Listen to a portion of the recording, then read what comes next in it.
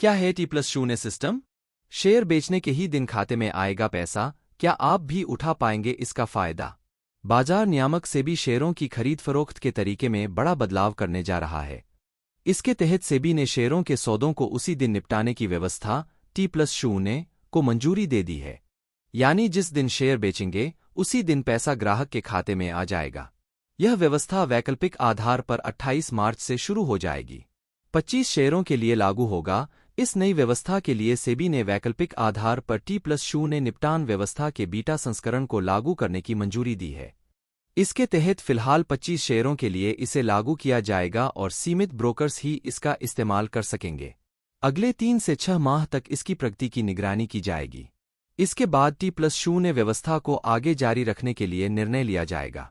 सेबी ने कहा कि इस नए नियम से बाजार में तरलता बढ़ेगी और जोखिम भी कम होगा।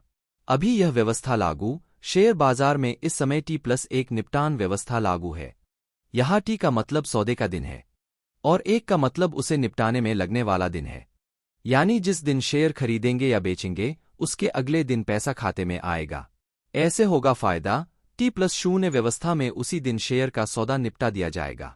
यानी कोई निवेशक सुबह शेयर बेचता है तो शाम तक इसकी रकम उसके खाते में आ जाएगी। सेबी ने T+0 व्यवस्था 2 चरणों में लागू करने का प्रस्ताव दिया है। इसमें अगर दोपहर 1:30 बजे तक सौदा होता है तो शाम 4:30 बजे तक उसका निपटान हो जाएगा।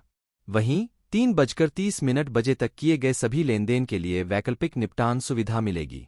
शेयरों के खरीद शुल्क में कटौती की गई। नेशनल स्टॉक एक्सचेंज ने नकद और वायदा सेगमेंट के कारोबार पर लगने वाले लेनदेन शुल्क में 1% की कटौती कर दी है।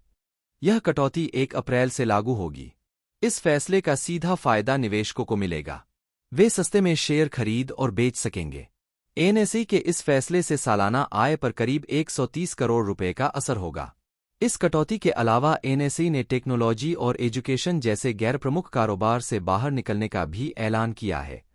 इस विनिवेश प्रक्रिया में 60 पक्षों ने दिलचस्पी दिखाई और 7 ने बोली लगाई है।